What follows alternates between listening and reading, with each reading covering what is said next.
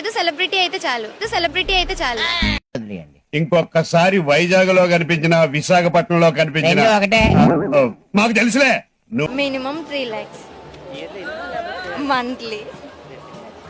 Open అయిపోతుంది కాదు heroine అతిలోక సుందరా 30 to 40 lakhs per month.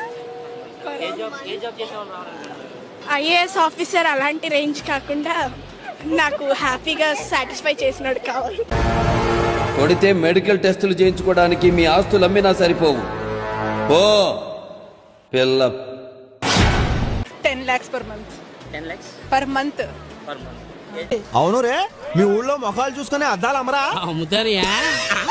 ఒక 10-15 lakhs per annum. ఫుల్ గా వరల్డ్ అంతా తిరిగే జాబ్ ఉంటే